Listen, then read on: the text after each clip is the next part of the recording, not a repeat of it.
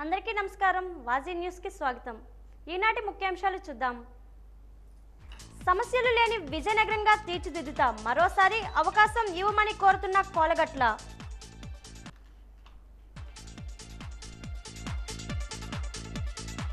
రేపటి నుంచి ఇచ్చాపురంలో నారా లోకేష్ శంకారావం, విజయవంతం చేయాలని పిలుపునిచ్చిన కళా వెంకట్రావు నాగార్జున.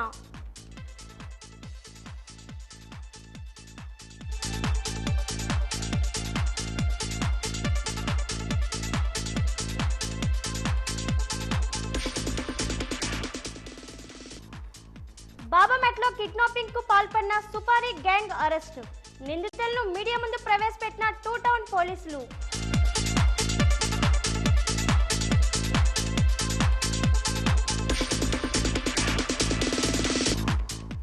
కృష్ణమ్మ ఒడిలో పుట్టి అసేతు హిమాచల సస్యశ్యామల జీవదాత్రికి జేజేలు పలికిన గానలోలుడు ఘంటసాల. రేపు ఘంటసాల వర్ధంతి సందర్భంగా వాజీ ఛానల్ అందిస్తున్న ప్రత్యేక కథనం.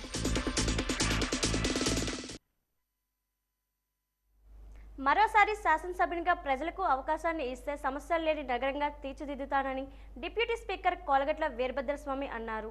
ఈ రోజు నగరంలోని 10వ డివిజన్లో వివిధ అభివృద్ధి పనులకు ఆయన ప్రారంభోత్సవం చేశారు. 10వ డివిజన్లోని రాజుల వీధిలో రహదారులు, కాలువలను ప్రారంభించి ప్రజా వినియోగంలోకి తీసుకొచ్చారు. ఈ సందర్భంగా ఆయన మాట్లాడుతూ నగరంలోని అన్ని ప్రాంతాల్లో అభివృద్ధి మౌలిక సదుపాయాలను కల్పించామన్నారు. దాదాపు 75% మేర పనులు పూర్తి చేయగలిగామన్నారు.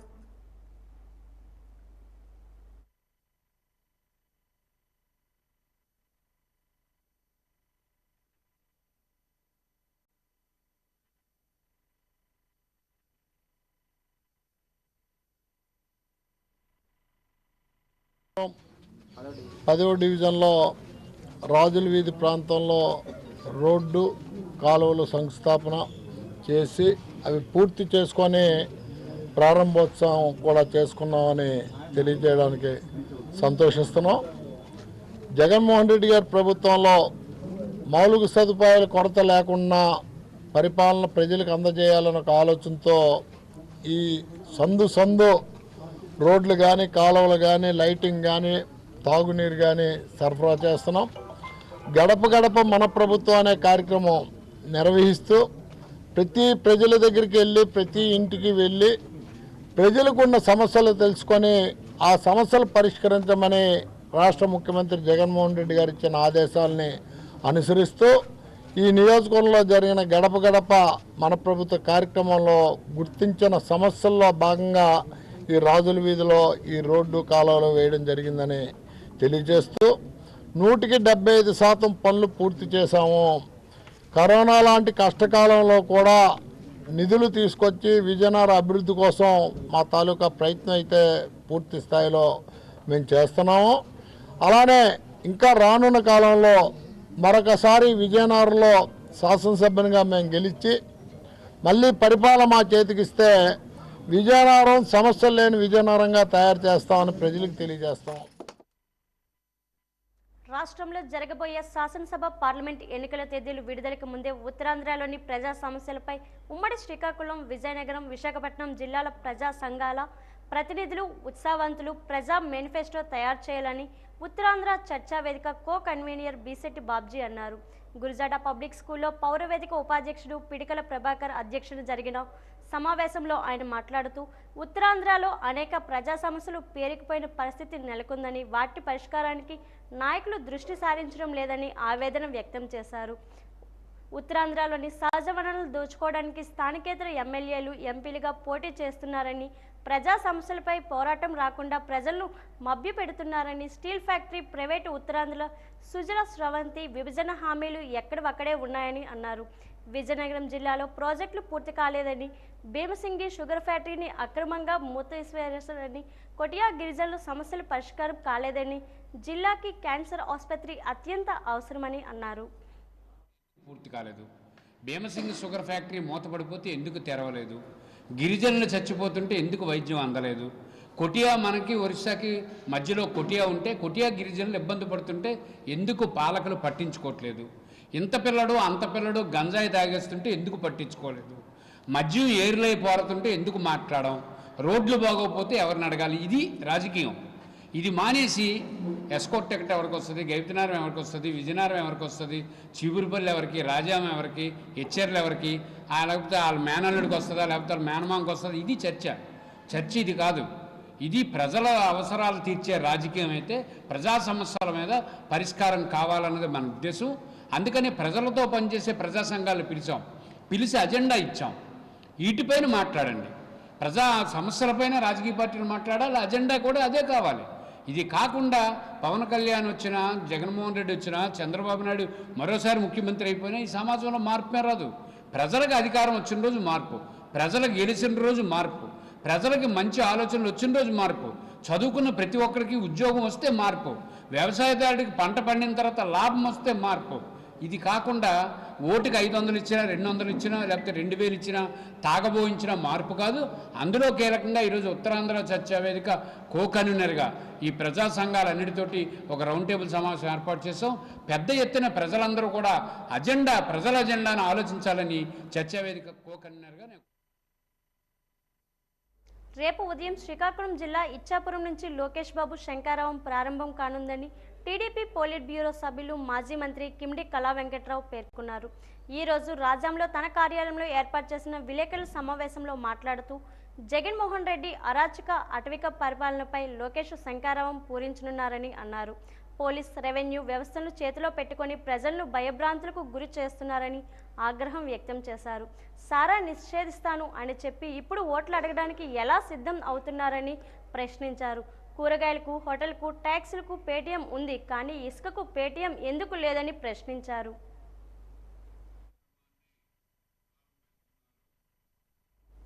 రేపు తెలుగుదేశం పార్టీ జాతీయ ప్రధాన కార్యదర్శి నారా లోకేష్ శంకారావం శ్రీకాకుళం జిల్లా ఇచ్చాపురం నుంచి ప్రారంభం కానుందని, విజయవంతం చేయాలని తెలుగుదేశం పార్టీ విజయనగరం పార్లమెంటరీ నియోజకవర్గం అధ్యక్షుడు కిమిడి నాగార్జున పిలుపునిచ్చారు. ఆంధ్రప్రదేశ్లో రాజకీయం పాదయాత్రకు ముందు మరొకలా, పాదయాత్ర తర్వాత మరోలా మారిందని అన్నారు. ఈరోజు తెలుగుదేశం పార్టీ కార్యాలయంలో ఏర్పాటు చేసిన విలేకరుల సమావేశంలో మాట్లాడుతూ రాష్ట్రంలో రోడ్డెక్కి ప్రభుత్వాన్ని నిలదీయలేని పరిస్థితుల్లో రాష్ట్రంలో మెజార్టీ నియోజకవర్గాల్లో తిరిగి ప్రజలను తెలుగుదేశం పార్టీ కార్యకర్తల్లోనూ నారా లోకేష్ కొత్త జోషు రప్పించారని అన్నారు. సమర సంకారం సభ ఏర్పాటు చేయడం జరిగింది. మరి అక్కడికి మా నియోజకవర్గంలో ఉన్నటువంటి బూత్ కన్వీనర్లు, గ్రామ కమిటీ అధ్యక్షులు, మరి అలాగే కుటుంబ సాధికార సారథులు 60 మందికి ఒకరిని వేయడం జరిగింది. మరి క్లస్టర్ ఇన్ఛార్జీలు, యూనిట్ ఇన్ఛార్జీలు, మరి అలాగే ముఖ్యమైనటువంటి నాయకులు అందరూ కూడా సభకి సుమారు ఒక 7,000 మంది రావడం జరుగుతుంది. మరి వీళ్ళందరికీ కూడా ఇన్ఫర్మేషన్ ఇస్తున్నాం. ఆ రోజు ముందు రోజే వచ్చి 15వ తారీఖు నైట్ వచ్చి ఏదైతే సభాస్థలం ఉందో అక్కడే లోకేష్ బాబు గారు స్టే చేస్తారు. మరి ఈ సభని విజయవంతంగా పూర్తి చేయాలని చెప్పి మా నియోజకవర్గంలో ఉన్నటువంటి ప్రజలందరికీ కూడా తెలియజేశాం. అలాగే జిల్లాలో ఉన్నటువంటి మొత్తం అందరూ కూడా బాగా స్పందించి లోకేష్ బాబు గారి సభను జయప్రదం చేయాలని కోరుకుంటూ ఉన్నాం. తెలుగుదేశం పార్టీ యువ నాయకులు నారా లోకేష్ గారు రాష్ట్రం అంతటా కూడా పాదయాత్ర తలపెట్టారు. ఆంధ్ర రాష్ట్రం యొక్క రాజకీయం ఆ పాదయాత్రకి ముందు ఒకటి, పాదయాత్ర తర్వాత ఒకటి. అసలు మన రాష్ట్రంలో రోడ్డెక్కి ప్రభుత్వాన్ని నిలదీయలేని పరిస్థితుల్లో నారా లోకేష్ గారు ఈ పాదయాత్ర ప్రారంభించడం, రాష్ట్రంలో మెజారిటీ నియోజకవర్గాలు తిరగడం, ఆ నియోజకవర్గాల్లో ప్రజలకు కానివ్వండి, తెలుగుదేశం పార్టీ కార్యకర్తలకు కానివ్వండి ఒక నూతన జోష్, ఒక ఉత్సాహం ఇచ్చారన్న సంగతి అందరికీ తెలిసిందే. మీకు ఇప్పుడు ఉమ్మడి విజయనగరం జిల్లా అట్లాగే రాజాం హెచ్చర్లకు సంబంధించిన ప్రోగ్రామ్ టూర్ డీటెయిల్స్ ఏంటి అనేవి చెప్తానండి. రోజుకి 3 కాన్స్టిట్యుయెన్సీస్ సార్ తిరగబోతా ఉన్నారు, మార్నింగ్, ఆఫ్టర్నూన్ అండ్ ఈవినింగ్. ఉమ్మడి జిల్లాలోకి ఎప్పుడు ఎంటర్ అవబోతా ఉన్నారు అంటే 13వ తారీఖు మధ్యాహ్నం పాలకొండలో సభ ముగించుకుని ఆ రోజు సాయంత్రం కురుపాం రాబోతున్నారండి. కురుపాం నుంచి నైట్ హాల్ట్ పార్వతీపురంలో ఉండబోతా ఉంది. 14వ తారీఖు మార్నింగ్ పార్వతీపురం, మధ్యాహ్నం సాలూరు, నైట్ బొబ్బిలండి. బొబ్బిల్ నుంచి రాజాం వచ్చేసి రాజాంలో నైట్ హాల్ట్. 15వ తారీఖు తెల్లవారి రాజాంలో మొదటి మీటింగ్ జరుగుద్ది, చీపురుపల్లిలో ఆఫ్టర్నూన్ సెషన్ మీటింగ్ జరుగుద్ది, హెచ్చర్లలో సాయంత్రం మీటింగ్ జరుగుద్ది. సాయంత్రం మీటింగ్ అయిపోయిన తర్వాత నెల్లిమర్లు వచ్చి నైట్ హాల్ట్ ఉంటారు. 16వ తారీఖు వచ్చేసరికి నెల్లిమర్లలో మొదటి మీటింగు, విజయనగరంలో ఆఫ్టర్నూన్ సెషన్, అక్కడి నుంచి గజపతి నగరంలో ఈవినింగ్ సెషన్. గజపతి నగరం నుంచి మళ్ళీ ఎస్కోట వెళ్ళిపోయి నైట్ స్టే అక్కడ ఉండి ఎస్కోటలో 17వ తారీఖు తెల్లవారి మీటింగ్ చేసుకుని అనకాపల్లి జిల్లాలోకి ఎంటర్ అవుతారండి. కాబట్టి మీడియా మిత్రుల ద్వారా తెలుగుదేశం పార్టీ నాయకులకు కానివ్వండి, కార్యకర్తలకు కానివ్వండి, మేము తెలియజేసేది ఒక్కటే, ఇది ఎలక్షన్కి ముందు నారా లోకేష్ గారు మన నియోజకవర్గాల్లోకి రాబోతా ఉన్నారు, మనందరి కోరిక మేర. కాబట్టి ఈ మీటింగ్ను అందరూ కూడా ఘన విజయం సాధించేలాగా అందరూ కూడా పాత్ర వహించాలని చెప్పి తెలియజేస్తూ ఉన్నాం. ఆ స్వరం తెలుగువారికి కాలం ప్రసాదించిన వరం, ఆ గలం తెలుగువారి గుండెల్లో ప్రవహించే జీవజలం, ఆ గాత్రం మాధుర్యం సౌందర్యం కలగలిపిన సంగమం. ఘంటసాల పాటంటే పండిత పామరులే కాదు, ఆబాల గోపాలము పరవశించిపోతుంది. కృష్ణమ్మ ఒడిలో పుట్టి ఆసేతు హిమాచల సస్యశ్యామల జీవదాత్రికి జేజేలు పలికిన గానలోలుడు ఘంటసాల. రేపు ఘంటసాల వర్ధంతి సందర్భంగా వాజీ ఛానల్ అందిస్తున్న ప్రత్యేక కథనం. గాన గంధర్వుడు ఘంటసాల 1922 డిసెంబర్ 4వ తేదీన కృష్ణా జిల్లా గుడివాడ సమీపాన చౌటపల్లిలో జన్మించారు. తండ్రి సూర్యనారాయణ, తల్లి రత్నమ్మ. ఘంటసాలకు తొలినాళ్లలో సంగీతం నేర్పిన గురువుగారు పట్రాయిని సీతారామ శాస్త్రి. విజయనగరంలో ఘంటసాల సంగీతం నేర్చుకునే నాటికి సంగీత కళాశాల ప్రిన్సిపాల్గా ద్వారం వెంకటస్వామి నాయుడు ఉండేవారు. ఘంటసాల విజయనగరం మహారాజా సంగీత నృత్య కళాశాలలో శాస్త్రీయ సంగీతాన్ని 1936 నుండి 1942వ సంవత్సరం వరకు నేర్చుకుని డిప్లొమాను సాధించారు. ద్వారం వెంకటస్వామి నాయుడు చేతుల మీదుగా సంగీత విద్వాన్ పట్టాను పొందారు. ఆయన సాధన చేసినది శాస్త్రీయ సంగీతమే గాని నాటకాలు, హరికథలు, బుర్రకథలు, సినిమాలు, వీధి భాగవతాలు, బొమ్మలాటలు, జముకుల పాటలు, గొల్ల శుద్ధలు, తప్పెటగుళ్ళు తదితర కళారూపాలు ఎంతో ఆసక్తి కనబరిచి వాటిని ఆయన ఆస్వాదించేవారు. అప్పట్లో ప్రముఖ హరికథ భాగవతార్గా పేరొందిన చొప్పల్లి సూర్యనారాయణ భాగవతార్ మారుతి భక్త మండలి పేరిట హరికథ పితామహులు ఆదిభట్ల నారాయణదాసు చేతుల మీదుగా ఘంటసాలకు ఒక తంబుర బహూకరించారు. 1942లో క్విట్ ఇండియా ఉద్యమంలో పాల్గొన్నారు. పలు వేదికలపై విప్లవ గీతాలను ఆలపించి వేల మంది భారతీయులు తమ మాతృదేశ స్వాతంత్ర్యం పట్ల పోరాడేలా స్ఫూర్తిని ఇచ్చారు. ఉద్యమంలో భాగంగా బ్రిటిష్ వారికి వ్యతిరేకంగా రైలు పట్టాలను పీకివేశారు. దానికి ప్రతిఫలంగా బళ్ళారిలోని ఆలీపూర్ జైలులో 18 మాసాలు కఠిన శిక్షను అనుభవించారు. ఘంటసాల 656 సినిమాలకు 14,800 పాటలు పాడారు.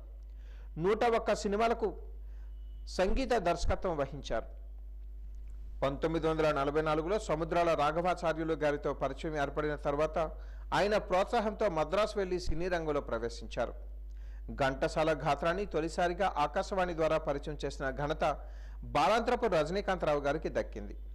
1945లో హెచ్ఎంవి సంస్థకు ఘంటసాల గారి పద్యాలు, పాటలు పేకెట్టి శివరాం గారు రికార్డు చేశారు. ఘంటసాల పాటలకు సంగీత దర్శకత్వం వహించే అదృష్టం 53 మంది సంగీత దర్శకులకు లభ్యమైంది. పిలిచిన పలుకవో జవరాల.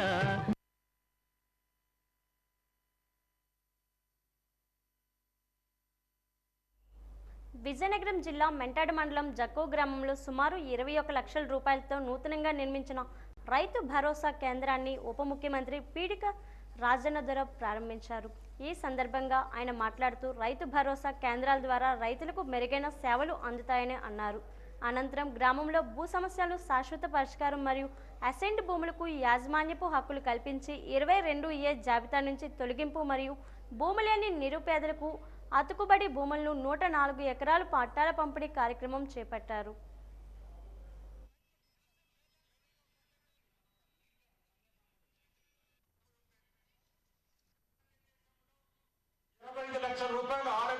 తర్వాత ఎవరి పేరు మీద పట్టాలు ఉన్నామో అనుకోకుండా వాళ్ళు చనిపోతే మీ పిల్లలకి వారసత్వ హక్కు వస్తుంది. ఇంతకుముందు లేదు. మీకు మీ పిల్లల పెళ్లికి కానీ చదువుకు కానీ ఆరోగ్యంగా తప్పనిసరిగా అమ్ముకోవాలనుకుంటే అమ్మొద్దు. ఎవరు కూడా అమ్మమని చెప్పండి. జగన్ గారు కూడా అమ్మని చెప్పడం లేదు. తప్పనిసరిగా అమ్ముకోవచ్చు వస్తే మీరు అమ్ముకోవచ్చు. మీ భూమి అయిపోయింది, మీ సొంతం అయిపోయింది, మీ జాగీర్ అయిపోయింది, మీ గిరైట్ అయిపోయింది. భూమి వచ్చినంత వరకు పట్టాలు ఇవ్వడానికి మీరు బుర్ర పెట్టండి. ఒకటోది బంజరు భూమి పట్టాలు, రెండోది అధిక హక్కుల పట్టాలు కూడా.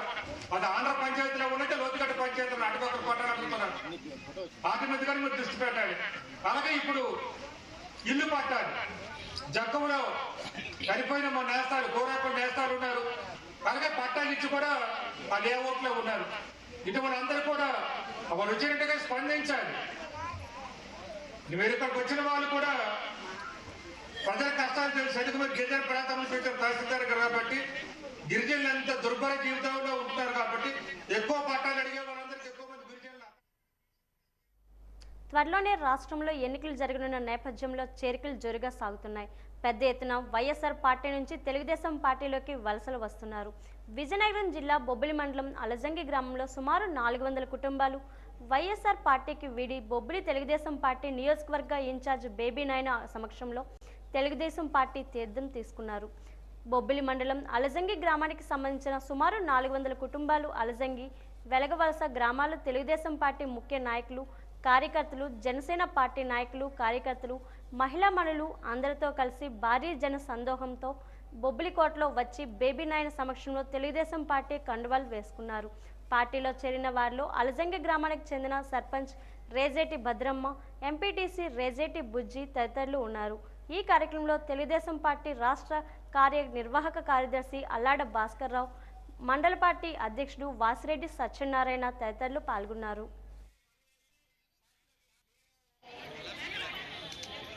పరోక్ష రాజకీయాల్లోకి వచ్చిన దగ్గర నుంచి కూడాను, ప్రత్యక్ష రాజకీయాల్లోకి వచ్చిన దగ్గర నుంచి కూడాను, 1999 నుంచి కూడాను ఎంతో వ్యక్తిగతమైనటువంటి అభిమానం ఇచ్చినటువంటి గ్రామం అలజంగి.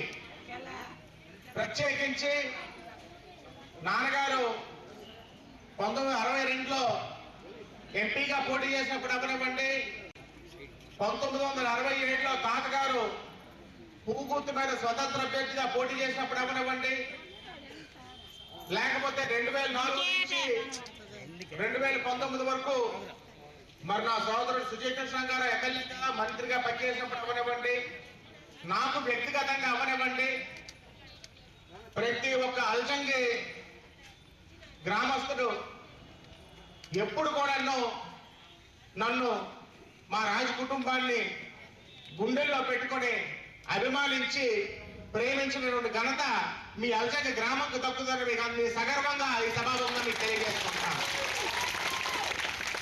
ఇవాళ మీరిచ్చినటువంటి ప్రేమకి, మీరిచ్చినటువంటి అభిమానానికి నేను వ్యక్తిగతంగా లేకపోతే ప్రభుత్వ పరంగా గతంలో అవనివ్వండి, నేను వ్యక్తిగతంగా ఎంత చేసినా మీ గ్రామానికి తక్కువే.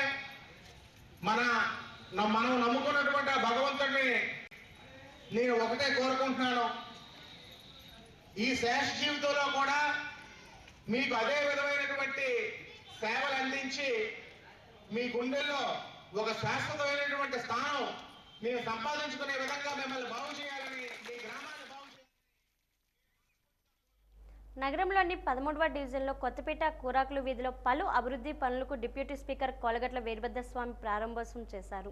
ఈ సందర్భంగా నగర మేయర్ విజయలక్ష్మి మాట్లాడుతూ గతంతో పోల్చినట్లయితే ప్రస్తుతం నగరం ఎన్నో రంగాల్లో అభివృద్ధి చెందిందన్నారు. ప్రజలకు ఇబ్బందులు లేని పాలన అందిస్తున్నామన్నారు. నగర అభివృద్ధి కోసం అనునిత్యం పనిచేస్తున్నామని అన్నారు. 2024 ఎన్నికల్లో కోలగట్ల వీరభద్రస్వామిని మళ్లీ ఎమ్మెల్యేగా గెలిపించాలని కోరారు.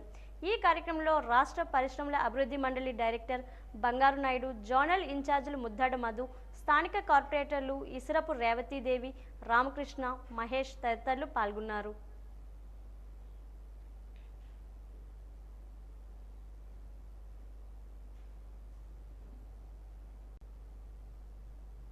అన్నయ్య గారే చేశారు.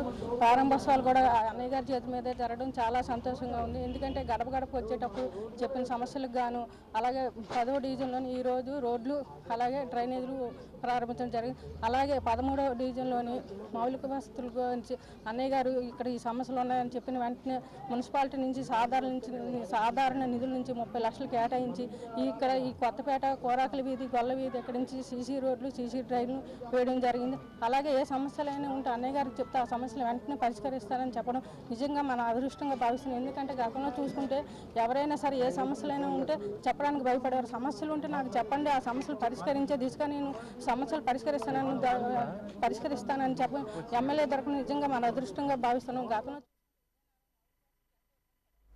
ఎన్నో ఏళ్లుగా సాగు చేసుకుంటున్న గిరిజనుల భూములకు 1993వ సంవత్సరంలో కొంతమంది డీ పట్టాలు ఇచ్చారని, అదే భూములకు ఇప్పుడు కొండపోడు పట్టాలు ఇచ్చారని, వెంటనే కొండపోడు పట్టాలను రద్దు చేసి డీ పట్టాలు ఆన్లైన్ చేసి ఇవ్వాలని వెలగవస్త గ్రామస్తులు కోరుతున్నారు.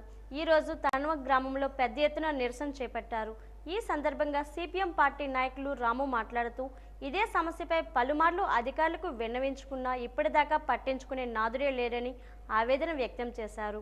వెంటనే గిరిజనులకు డీ పట్టాలు ఇచ్చి గిరిజనుల హక్కులు కల్పించి సాగు చేసే భూమిపై ప్రభుత్వ పథకాలు అమలు చేయాలని గిరిజనులు కోరారు.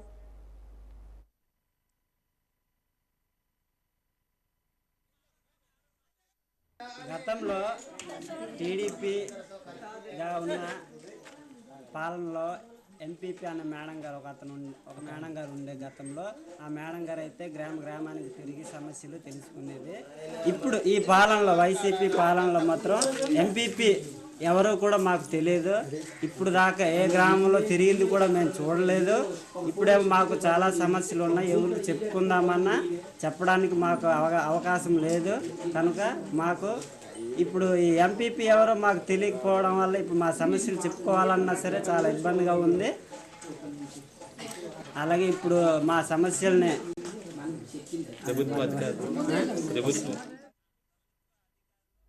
జిల్లాలోని అన్ని నియోజకవర్గాల్లోని ఎమ్మెల్యే సీట్లను యాదవులకు కేటాయించాలని కోరుతూ ఈ నెల 12వ తేదీ నుంచి అన్ని రాజకీయ పార్టీల అధ్యక్షులను కలిసి వినతి పత్రాలు ఇవ్వడం జరుగుతుందని యాదవ సంఘం ఐక్యవేదిక రాష్ట్ర అధ్యక్షుడు సాయి కిరణ్ యాదవ్ అన్నారు.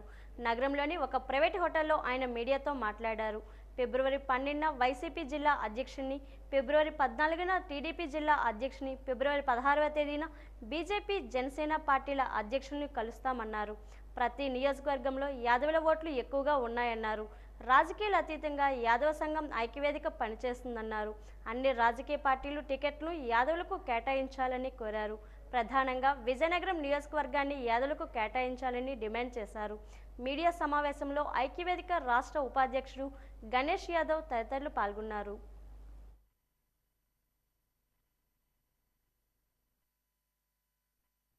ఈ నెల 12వ తారీఖుని వైఎస్ఆర్సీపీ జిల్లా అధ్యక్షుల్ని పార్టీ ఆఫీసులో కలడానికి నిశ్చయించుకోవడం జరిగింది. అదే రోజున అన్ని నియోజకవర్గాల్లో ఉన్న ఈ 7 నియోజకవర్గాల్లో అన్ని చోట్ల కూడా మా తాలూకా ప్రతినిధులు అన్ని నియోజకవర్గాల ఇన్ఛార్జీలు కలడం జరుగుతుంది. దాంతోపాటు అన్ని ఏరియాల్లో ఉండే యాదవ సోదరులు అన్ని పార్టీ ఆఫీసులకు వెళ్ళి తెలియజేయడం జరుగుతుంది. అలాగే 14వ తారీఖున మన టీడీపీ, తర్వాత 16వ తారీఖున జనసేన బీజేపీ పార్టీలు రెండింటిలో కూడా కలడం జరుగుతుంది. దాంతోపాటు నిరసన కార్యక్రమాలు జిల్లా వ్యాప్తంగా నిరసన కార్యక్రమాలు కూడా చేపట్టడం జరిగింది.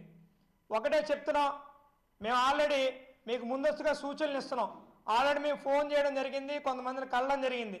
మేము పలానా తేదీకి రావడానికి సిద్ధంగా ఉన్నామని చెప్పి ఇక్కడ ఉండే పార్టీ ఎవరైతే అధ్యక్షులు కానీ ఇవి కానీ మమ్మల్ని తప్పించుకోవడానికి వేరే కార్యక్రమాలు ఉన్నాయనో ఏవో చెప్పుకోగలిగితే మాత్రం అక్కడ ఉండే అవసరమైతే గేటుకైనా మేము వచ్చి ఆ రోజు వినతి ఇవ్వడం అనేది జరుగుతుంది.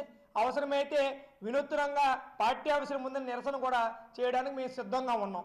50,000 మంది యాదవులు ఉన్నారు. విజయనగరం అసెంబ్లీ టికెట్ ఇవ్వాలని ఎంతైతే డిమాండ్ చేస్తున్నామో, కావున అందరికీ కూడా మా యొక్క వినతి పత్రాలు ఇచ్చి మా యొక్క డిమాండ్ని మరొకసారి కూడా వాళ్ళకి తెలియజేసుకుంటున్నాం. మీ ద్వారా కూడా మరొకసారి వాళ్ళకి తెలియజేసి ఈ విషయాన్ని మరొకసారి వాళ్ళకి గుర్తు చేస్తారని కోరుకుంటున్నాం. అలాగే ఒకవేళ వాళ్ళు స్పందించిన ఎడల మేమేంటో చూపించడానికి కూడా మరొక కార్యాచరణ కూడా మేము రూపొందిస్తున్నాం. మొన్న ఎలాగైతే జరిగిందో అంతకి డబుల్ కోట్ చేయడానికి కూడా మేము అందరూ కూడా సిద్ధంగా ఉన్నాం. మీ ద్వారా వాళ్ళకు తెలియజేస్తారని మరీ కోరుకుంటున్నాం. విజయనగరం పట్టణం బాబామెట్లో ఈ నెల 6న కిడ్నాపింగ్కు పాల్పడిన సుపారీ గ్యాంగ్ను పోలీసులు అరెస్ట్ చేశారు. వారి వద్ద నుండి కిడ్నాపింగ్కు వినియోగించిన ఒక మోటార్ సైకిల్, ఒక కారు, తుళ్లున్నర బంగారు వస్తువులు స్వాధీనం చేసుకున్నారు. ఫిర్యాదుని బెదిరించి బలవంతంగా సంతకాలు చేయించి ఖాళీ ప్రామిసరీ నోట్లు, ఖాళీ తెల్ల కాగితాలు, ఆధార్ కార్డులు స్వాధీనం చేసుకున్నట్లు విజయనగరం 2వ పట్టణ పోలీస్ స్టేషన్లో నిర్వహించిన మీడియా సమావేశంలో విజయనగరం డీఎస్పీ గోవిందరావు వివరాలను వెల్లడించారు. విజయనగరం పట్టణం బొందలగూడెంకు చెందిన జోగ శివకిషోర్, జమ్మునారాయణపురంకు చెందిన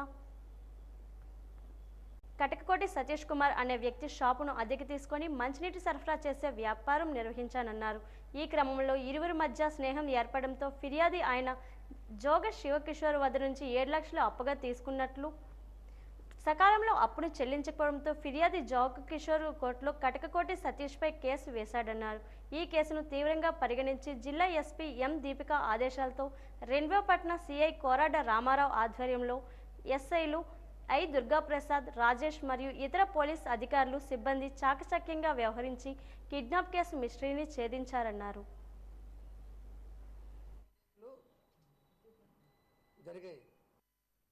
జోగ శివకిషోర్ అనే వ్యక్తి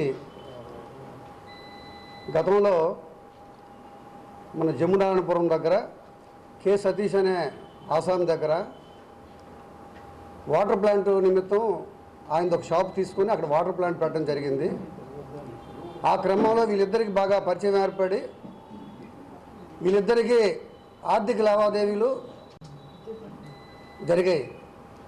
అయితే ఈ క్రమంలో ఈ శివకిషోర్ దగ్గర ఈ సతీష్ అనే వ్యక్తి ఒక 7 లక్షల రూపాయలు అప్పుగా కూడా తీసుకోవడం జరిగింది. ఆ తర్వాత గొడవలతో కారణం వల్ల ఈ శివకిషోర్ అక్కడి నుంచి అది అక్కడ ఆ ప్లేస్ ఖాళీ చేసి ఈ బాబామెట్ దగ్గరికి వేరే చోటకి వచ్చి ఈయన తన వాటర్ ప్లాంట్ బిజినెస్ ఏంటంటే వాటర్ కొనుక్కొని సప్లై చేస్తుండేవాడు.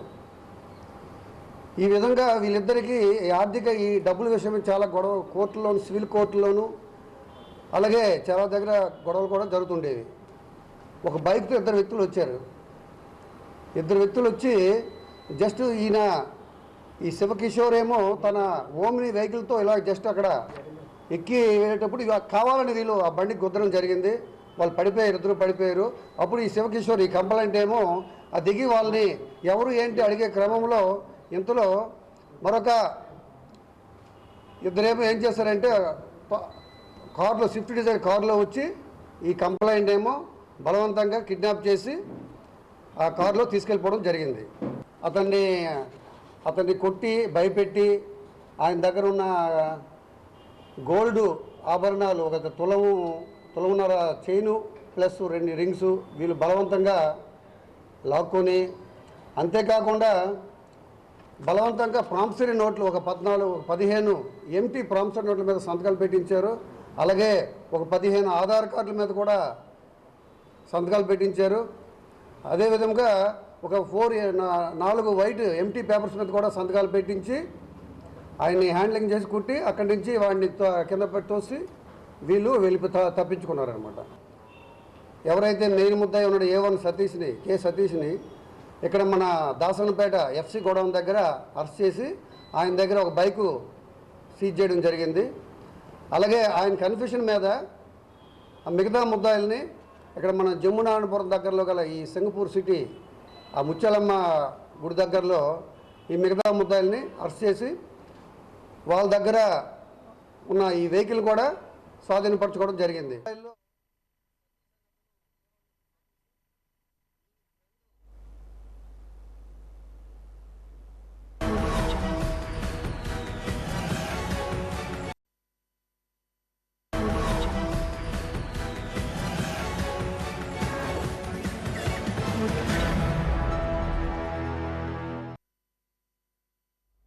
ఈ నెల 11వ తేదీన విజయనగరం భారతీయ విద్యా కేంద్రం వారి నృత్య కళాభారతి ప్రథమ వార్షికోత్సవం త్యాగరాజ ఆరాధన జరుగుతుంది.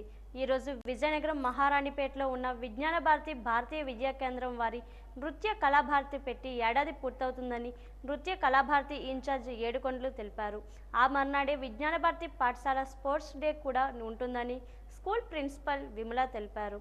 స్కూల్లో ఏర్పాటు చేసిన నృత్య కళాభారతిలో డాన్స్, వోకల్, మృదంగం, తబలా, వయోలిన్, వీణకు తరగతులు నిర్వహిస్తున్నామని సంస్థ ఇన్ఛార్జ్ ఏడుకొండలు తెలిపారు. అతి తక్కువ రుసుంతో భారతీయ సంగీతం నేర్పాలన్నదే నృత్య కళాభారతి లక్ష్యమని కూడా ఏడుకొండలు చెప్పారు. విద్యా కేంద్రం వారి నృత్య కళాభారతి ఈ విజ్ఞాన భారతి స్కూల్లో ఈ ప్రాంగణంలో ప్రారంభించి ఒక సంవత్సరం అయింది. విశాఖపట్నంలో కూడా నృత్య కళాభారతి అనే ఒక సంస్థ 40 ఏళ్ల క్రితమే అది ప్రారంభించడం జరిగింది. అలాగే విజయనగరంలో కూడా ఒక సంస్థ ఉంటే బాగుంటుంది. సంగీతానికి ఈ భారతీయ విద్యా కేంద్రం వారు ఎంతో దాని గురించి కృషి చేస్తున్నారు. ఆ భాగంగానే ఇక్కడ ఈ సంవత్సరం మేము 1 year అయిన సందర్భంగా త్యాగరాజ ఆరాధనోత్సవంతో పాటు సాయంత్రం వార్షికోత్సవం, అందులో పిల్లలు వాళ్ళ ప్రదర్శనలు అవన్నీ కూడా జరుపుకుంటున్నాం. కార్యక్రమం 11వ తేదీ ఆదివారం జరుగుతుంది. భారతీయ విద్యా కేంద్రం 1957లో 51 మంది విద్యార్థులు 7 ఉపాధ్యాయులతో ప్రారంభించబడింది. అయితే ఇప్పుడు ప్రస్తుతం 782 మంది విద్యార్థులు ఇక్కడ విద్యను అభ్యసిస్తున్నారు. విజ్ఞాన భారతి హై స్కూల్ మహారాణిపేట 1979లో స్థాపించబడింది. సో ఇక్కడ విద్యార్థులకు విద్యతో పాటుగా వాళ్ళ సర్వాంగీణ వికాసం కోసం శారీరక, యోగా, సంగీతము, నైతిక ఆధ్యాత్మిక విద్య, సంస్కృతము అనేవి కూడా అభ్యసిస్తారు. అందులో భాగంగా నృత్య కళాభారతి కూడా గత ఏడాది ప్రారంభించడం జరిగింది. ఇది వైజాగ్లో కృష్ణ విద్యామందిర్ స్కూల్లో కూడా నృత్య కళాభారతి ఒకటి ఉండింది. ఇక్కడ కూడా విద్యార్థులకి సంగీతం పట్ల, నృత్యం పట్ల ఆసక్తి కలిగించడం కోసం తక్కువ రుసుంతో ఈ కళాభారతి అనేది మొదలు పెట్టడం జరిగింది. బాబు షూరిటీ భవిష్యత్ గ్యారంటీ కార్యక్రమంలో భాగంగా ఈరోజు విజయనగరం పట్టణం 4వ డివిజన్లో మంగళవీధి కాలనీలో ఇంటింటి ప్రచారం నిర్వహించారు. నారా చంద్రబాబు నాయుడు ప్రకటించిన సూపర్ 6 హామీలను తెలుగుదేశం పార్టీ నాయకులు ప్రజలకు వివరించారు. రాష్ట్రాన్ని కాపాడాలంటే తెలుగుదేశం, జనసేన ప్రభుత్వం ఏర్పడాలని, అందుకు ప్రజలందరూ ఆశీర్వదించాలని కోరారు. ఈ సందర్భంగా టీడీపీ నాయకులు మాట్లాడుతూ రాష్ట్రంలో మహిళలు, యువత, బడుగు బలహీన వర్గాలు, యువత, వ్యాపారస్తులు ఇలా ఏ వర్గం కూడా ఆనందంగా లేరని అన్నారు. రాష్ట్రాన్ని అన్ని రంగాల్లో అభివృద్ధి పథకంలో నడిపించగలిగే నారా చంద్రబాబు నాయుడు ముఖ్యమంత్రి అయితే రాష్ట్రం బాగుపడుతుందని చెప్పారు. ఒక్క ఛాన్స్ అని అవకాశం ఇచ్చి తప్పు చేశామని ప్రజలు బాధపడుతున్నారని అన్నారు. రాష్ట్రాన్ని 40 ఏళ్లు వెనక్కి నెట్టి అంధకారంలోకి తీసుకెళ్లిన జగన్ పాలనను అంతమొందించడానికి ప్రజలు సంసిద్ధంగా ఉన్నారని స్పష్టం చేశారు. ఈ కార్యక్రమంలో తెలుగుదేశం పార్టీ, జనసేన పార్టీ నాయకులు, కార్యకర్తలు పాల్గొన్నారు.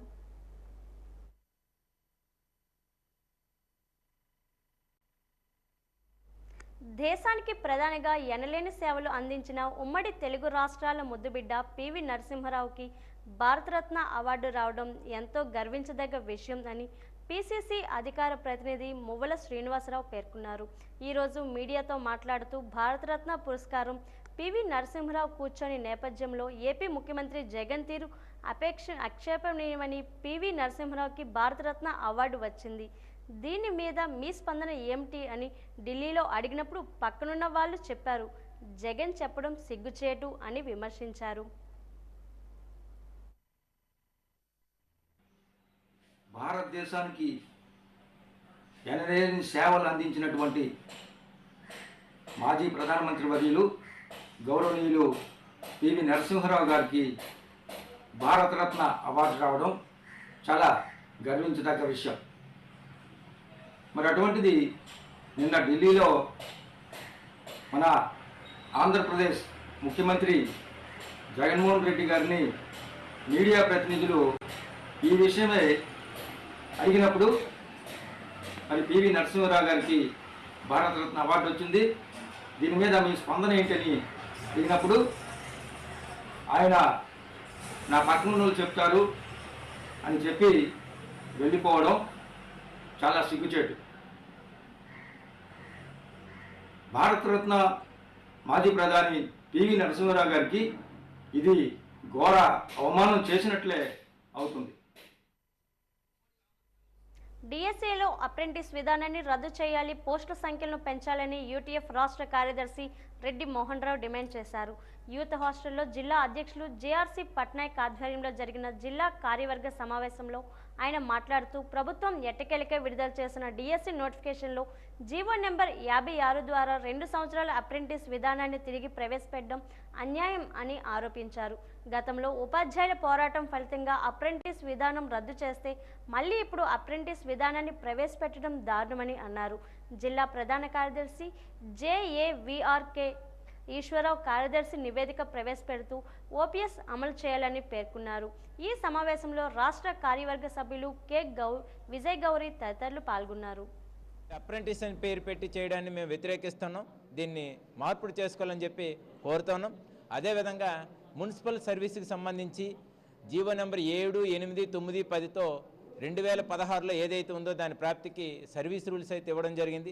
ఈ సర్వీస్ రూల్స్ ఇచ్చిన నేపథ్యంలోనే మేము ఉమ్మడి సర్వీస్ రూల్స్కి కట్టుబడి ఉన్నాం. ఉమ్మడి సర్వీస్ రూల్స్ని డిమాండ్ చేస్తున్నాం. ఏదైనప్పటికీ ఈరోజు పిఎఫ్కి సంబంధించి కానీ, బదిలీలకు సంబంధించి కానీ, ప్రమోషన్కి సంబంధించినట్టు కానీ ఈ సర్వీస్ రూల్స్ ఇవ్వడం ద్వారా అడ్డంకి తొలగిందని భావిస్తూ ఉన్నాం. కాబట్టి వెంటనే ఈ మూడింటిని ఉపాధ్యాయులకి ఎన్నిక లోపుగానే ఈ సర్వీస్ రూల్స్ ద్వారా ఇవన్నీ కల్పించాలని చెప్పి ఈ ప్రభుత్వాన్ని డిమాండ్ చేస్తూ ఉన్నాం.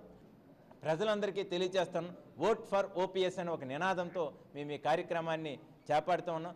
ఈ అందని సందర్భంలోనే అభ్యర్థులు ఎవరైతే ఉన్నారో వాళ్ళకు కూడా వినతి పత్రాలు ఇచ్చి అన్ని రాజకీయ పార్టీలు కూడా గెలిచిన తర్వాత ప్రాధాన్యత కలిగిన సంతకాల్లో ఓపీఎస్ను కూడా ఒకటిగా చేరుస్తామనే హామీని తీసుకోవడానికి మేము ఈ పోరాటాన్ని నడుపుతున్నాం. ఈ పోరాటాన్ని గురించి ఇప్పటికైనా ప్రభుత్వం తను ఇచ్చినటువంటి హామీని అమలు చేసే విధంగా చేయాలని చెప్పి, ఉద్యోగులకు ఇచ్చినటువంటి జీతాలను కూడా టైంకి ఇవ్వలేనటువంటి సందర్భం నుంచి ఈ రకంగా ప్రభుత్వం తీసుకొచ్చింది. అన్ని హామీలను వెనచేసి ఇప్పటికైనా ప్రభుత్వం తన యొక్క పనితీరును మార్చుకొని ఉద్యోగులకు ఇచ్చినటువంటి హామీలను అమలు చేయాలని చెప్పి డిమాండ్ చేస్తూ ఉన్నాం. విశాఖపట్నం జిల్లా కలెక్టర్ మల్లికార్జునను ఎన్నికల విధులను తొలగించాలని ఎన్నికల కమిషన్కు విశాఖ తూర్పు ఎమ్మెల్యే వెలగపూడి రామకృష్ణబాబు లేఖ రాశారు. ఈ సందర్భంగా మీడియాతో మాట్లాడుతూ విశాఖ నియోజకవర్గంలో పలు నియోజకవర్గాల్లో ఓటర్ల జాబితాలో అవకతవకలు జరిగాయని, విశాఖపట్నంలో భూ కుంభకోణాలు కూడా జరిగాయని చెబుతూ జిల్లా కలెక్టర్పై పలు ఆరోపణలు చేశారు. అవసరమైన విచారణ చేపట్టి ఆయన్ను ఎన్నికల విధుల నుంచి తొలగించాలని డిమాండ్ చేశారు.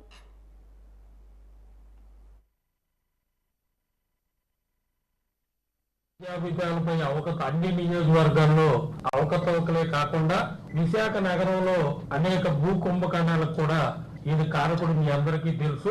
అందుకని చెప్పి వైఎస్ఆర్ పార్టీ తొత్తుగా ప్రవర్తించడం వలన ఆయన్ని ఎన్నికల విధుల నుంచి ఎంక్వైరీ చేసి తప్పించాలని చెప్పి చీఫ్ సెక్రటరీ గారికి నిన్ననే, అదే రకంగా chief electoral officer Andhra Pradesh election commission of India వారి మీనా గారికి కూడా లెటర్ పెడతాం జరిగింది. రాష్ట్ర ప్రభుత్వం ఇటీవల ఆంధ్రప్రదేశ్ భూరక్షణ చట్టం తీసుకొచ్చిందని, ఆ చట్టానికి భూభక్షణ చట్టం అని పేరు పెడితే బాగుంటుందని తెలుగుదేశం పార్టీ విజయనగరం పార్లమెంటరీ న్యాయ విభాగం అధ్యక్షులు ఉపాధ్యాయుల రవిశంకర్ ఆరోపించారు. ఈరోజు వాజీ న్యూస్తో మాట్లాడుతూ రాష్ట్ర ప్రభుత్వం వ్యవహరించే విధానాలకు ఆ చట్టం పేరు అలా అయితే సరిపోతుందని అన్నారు. చట్టంలో అనేక లొసుగులు ఉన్నాయని, సామాన్య ప్రధానిగాని అర్థం కాకుండా మసిపూసి మారేడికాయ చేశారని అన్నారు.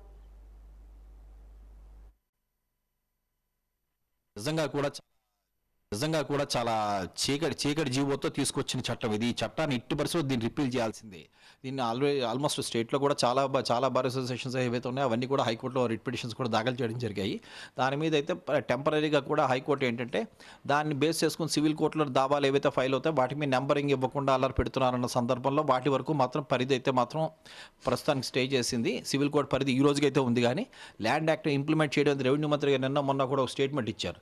అందరి సలహా సూచనల తర్వాత తర్వాత మాత్రమే అమలు చేస్తామని. ఏందే అమలు చేసేది? సలహా చూసారు, యాక్ట్ రిపీల్ చేయండి రా బాబు అని సామాన్య ప్రజానికం, మధ్యతరగతి ప్రజానికం, మొత్తం రాష్ట్ర ప్రజలు మొత్తం మొత్తుకుంటున్నారు, రైతాంగం మొత్తం మొత్తుకుంటుంది, యాక్ట్ని రిపీల్ చేయండి, యాక్ట్ని విత్డ్రా చేయండి అని చెప్పేసి. ఇంకా అందరూ సంప్రదింపులు చేసిన తర్వాత చేస్తారు. ఏం సంప్రదింపులు చేసేది? చట్టమే పనికిరాదు బాబు, చట్టమే లొసుగులతో కూడుకున్న చట్టం, మొత్తం భూములు వ్యవస్థ మొత్తం అంతా నాశనం చేసే చట్టాన్ని తీసుకొచ్చేవారా బాబు అని చెప్పి సామాన్య ప్రజానికి గగ్గోలు పెడుతూ ఉంటే దాన్ని బైపాస్ చేసి ఇంకా సంప్రదింపులు జరుపుతాం, సంప్రదింపులు జరిగాక చేస్తాం, ఇంకా చేయడం ఏముంది నాకు అర్థం కావట్లే. ఎనీహో మంచో చెడో ఒక హైకోర్టులో అయితే టెంపరీగా స్టే వచ్చింది. న్యాయవాదులు కానీ వివిధ వర్గాలు కానీ అన్నీ కూడా రాష్ట్రం మొత్తం మీద అయితే స్ట్రిక్ట్గా దీని మీ యాజిటేషన్స్ అయితే చేస్తున్నాయి. రాష్ట్రం మొత్తం మీద చాలా వరకు అసోసియేషన్ అన్నీ కూడా కోర్ట్స్ విధులు కూడా బహిష్కరించి కూడా ఈ యాక్ట్ని రిపీల్ చేయమని చెప్పి కోరుతూ ఉన్నాయి. అయినా సరే కూడా రాష్ట్ర ప్రభుత్వంలో చీమ కుట్టినంత అయినా సరే అసలు ఏ విధంగా స్పందన లేకపోవడం చాలా దురదృష్టం. వాజీ న్యూస్ ముగించే ముందు ముఖ్యాంశాలు మరోసారి. సమస్యలు లేని విజయనగరంగా తీర్చిదిద్దుతాం, మరోసారి అవకాశం ఇవ్వమని కోరుతున్న కోలగట్ల.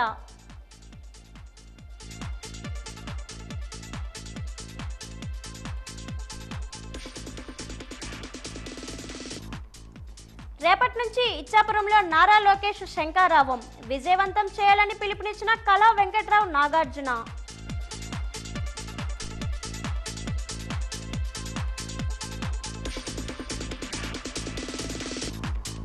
బాబామెట్లో కిడ్నాపింగ్ కు పాల్పడిన సుపారీ గ్యాంగ్ అరెస్టు, నిందితులు మీడియా ముందు ప్రవేశపెట్టిన 2 టౌన్ పోలీసులు.